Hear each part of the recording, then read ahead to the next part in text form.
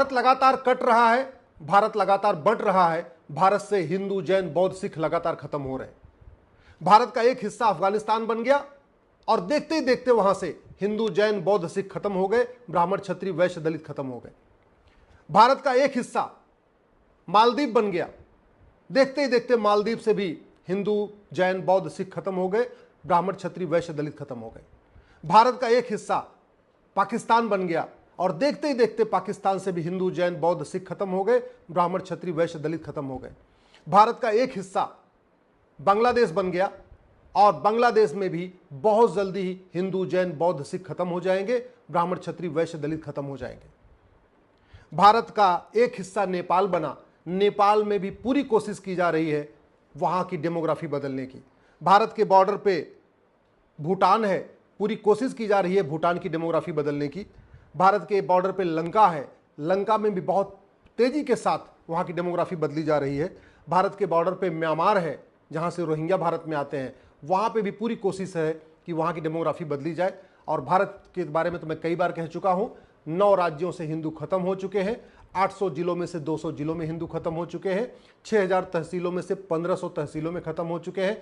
भारत के बॉर्डर पे 300 तहसीलें हैं, उन 300 की 300 तहसीलों की डेमोग्राफी बदल चुकी है।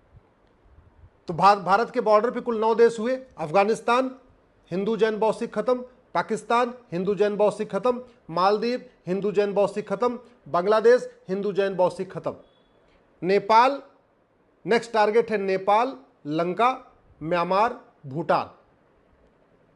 चाइना भी भारत के बॉर्डर पे है, लेकिन चाइना में किसी की दाल नहीं गल रही है।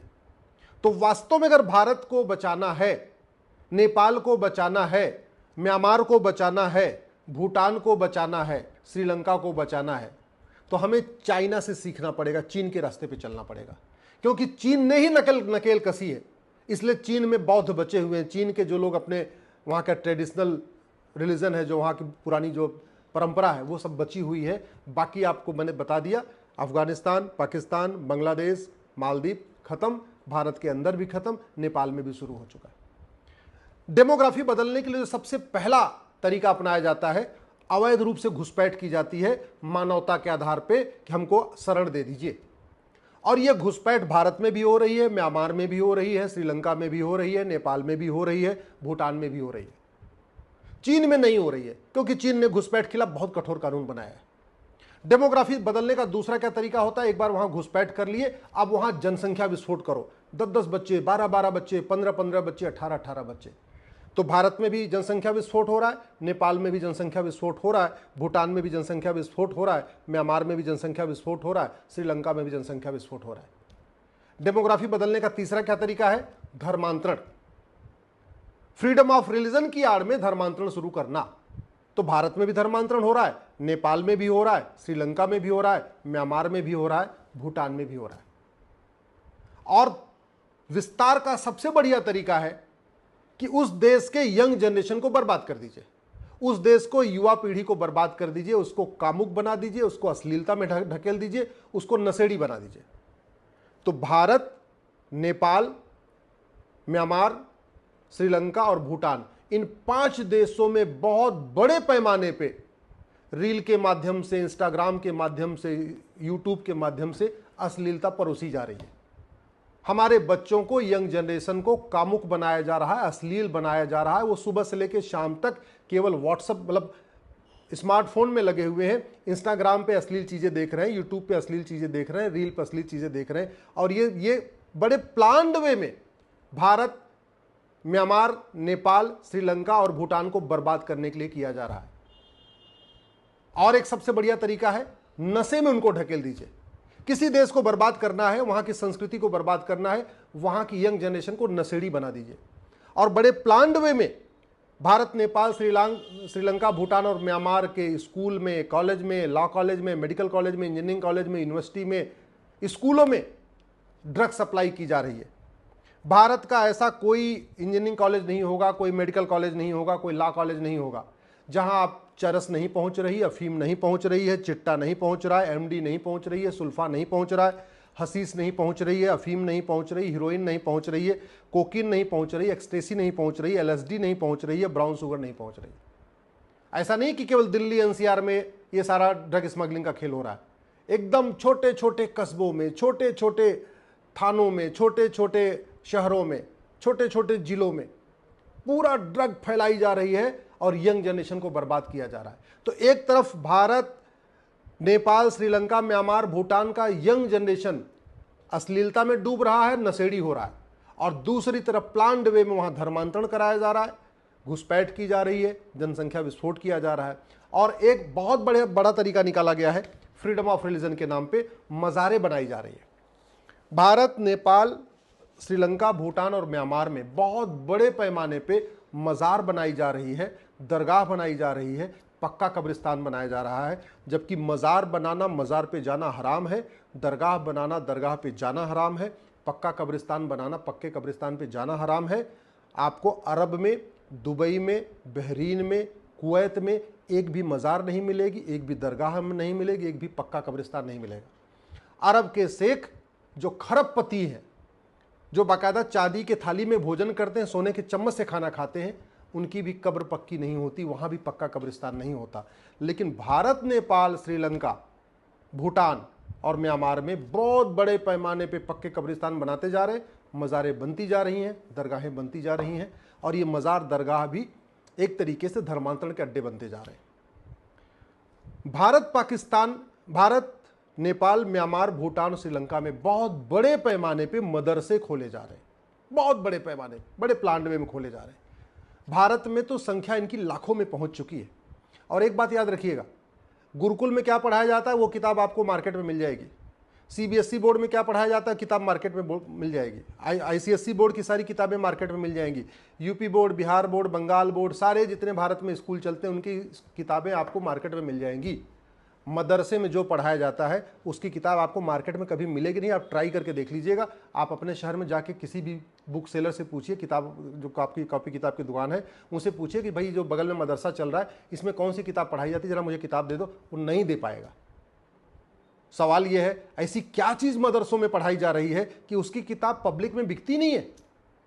ऐसा क्या कौन वहां पढ़ाने वाला है? और भारत में तो बाकायदा 2012 में कांग्रेस ने मदरसों को राइट टू एजुकेशन के दायरे से निकाल दिया। और दुर्भाग्य देखिए, वो कानून अभी तक बदला भी नहीं, खत्म भी नहीं हुआ है। आज भी भारत में राइट टू एजुकेशन सभी स्कूलों पे लागू होता, मदरसों पे लागू नहीं होता। तो नतीजा ये है कि जो एजुकेशन डिपार्टमेंट के अधिकारी हैं उनको पता ही नहीं है कि मदरसों पढ़ाने वाला कौन है, मदरसों पढ़ने वाला कौन है, मदरसे में कौन सी किताब चल रही, कुछ नहीं पता। मदरसों की फंडिंग कौन कर रहा है, नहीं पता। समाधान क्या है? समाधान यह है, अश्लीलता के खिलाफ कठोर कानून बनाया जाए। जैसे हमने बॉर्डर की सुरक्षा करने के लिए सेना को बैठा रखा है ना, ऐसे यूट्यूब को मॉनिटर करने के लिए, इंस्टाग्राम को मॉनिटर करने के लिए, रील को मॉनिटर करने के लिए, सोशल मीडिया को मॉनिटर करने के लिए केंद्र सरकार को तत्काल, हम कहते हैं 1000-2000 करोड़ रुपए खर्च करना पड़े इसकी मॉनिटरिंग पे, तो खर्च करिए, लेकिन अश्लीलता को बंद करिए, नहीं तो भारत और भारत की संस्कृति बर्बाद हो जाएगी। दूसरा, नशे के खिलाफ कठोर कानून। आप नशा तस्करी को देशद्रोह घोषित करिए, नशा तस्करी को राष्ट्र की सुरक्षा के लिए खतरा घोषित करिए, नशा तस्करी को वेजिंग वॉर डिक्लेयर करिए, नशा तस्करी को ऑर्गेनाइज क्राइम डिक्लेयर करिए, नशा तस्करों और उनके मददगारों के खिलाफ एनएसए लगाइए, यूएपीए लगाइए, वेजिंग वॉर की धारा लगाइए, देशद्रोह की धारा लगाइए और गैंगस्टर एक्ट लगाइए।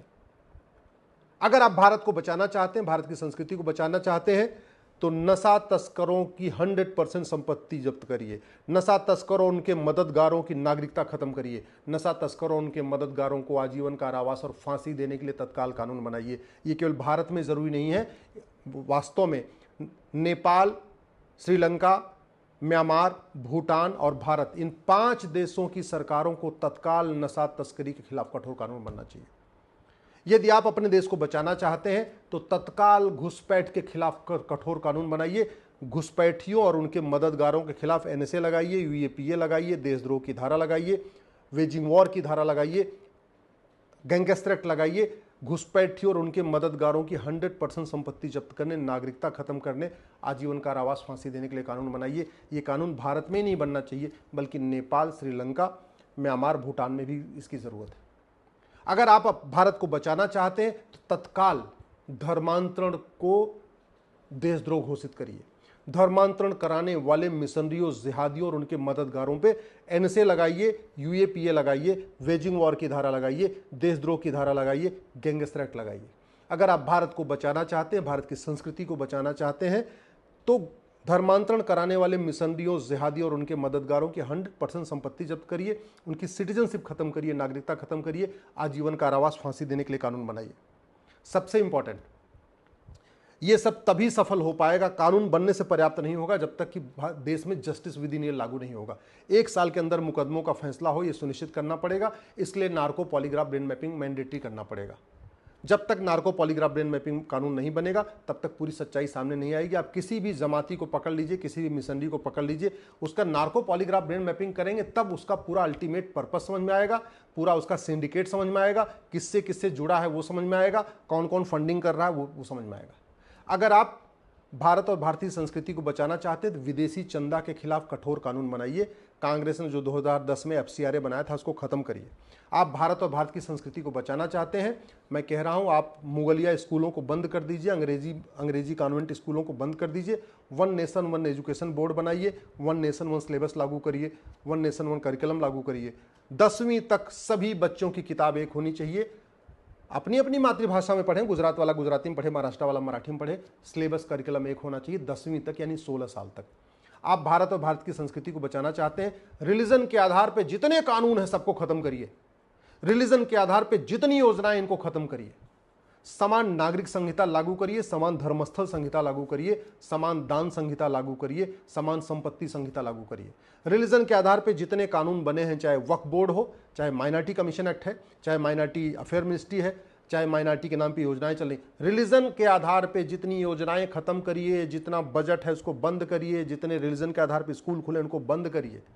समान शिक्षा, समान नागरिक संहिता, घुसपैठ नियंत्रण, धर्मांतरण नियंत्रण, अश्लीलता नियंत्रण, विदेशी चंदा नियंत्रण के खिलाफ कठोर कानून बनाइए।